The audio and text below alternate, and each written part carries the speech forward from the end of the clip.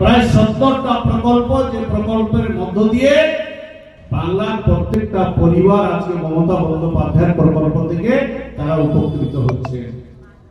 আমাদের বাংলাতে ছেলেমেয়েদের লেখাপড়া করার জন্য, উচ্চ শিক্ষিত যারা লেখাপড়া করবে তাদের জন্য দিদি স্টুডেন্ট ক্রেডিট কার্ড করে দিয়েছে।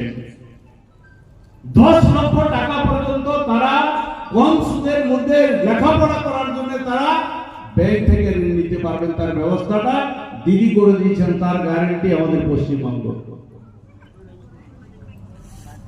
আজকে আপনারা জানেন, সেটা হচ্ছে আমাদের পশ্চিমবাংলাতে যারা কৃষক পরিবাররা আছে, বছরে 10,000 করে টাকা কৃষক পরিবাররা পাচ্ছেন। আজকে মোদিজি বড় বড় কথা বললো, ভারতবর্ষে তারা 2,000 করে 3 বার দেয়, 6,000 টাকা। আর আমাদের মমতা বন্দ্যোপাধ্যায় আমাদের বাংলাতে একটা কৃষক পরিবারকে বছরে দেয় 10,000 টাকা। আমাদের বাচ্চারা যারা আমাদের স্কুলে যায়, যারা আইসিডিএস সেন্টারগুলোতে যায়, তাদের জন্য মমতা বন্দ্যোপাধ্যায় ব্যবস্থা করছে। যারা আমাদের প্রাইমারি স্কুলে ছেলে মেয়েরা যায়, তাদের ব্যাগ, তাদের স্কুল ড্রেস, তাদের জুতো, এটা মমতা বন্দ্যোপাধ্যায় করছে। ওটা পালিয়ে যাবে আস্তে আস্তে, কেউ হুড়াহুড়ি করবেন না, পালিয়ে যাবে।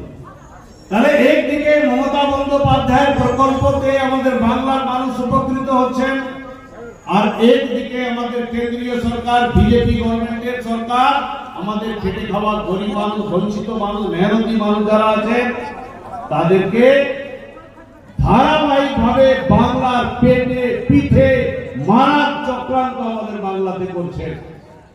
তাই বন্ধুগণ, আপনাদেরকে বলবো যেভাবে মাননীয় মুখ্যমন্ত্রী মমতা বন্দ্যোপাধ্যায় খেটে খাওয়া গরিব মানুষ, মেহনতি মানুষ, সর্বস্তরের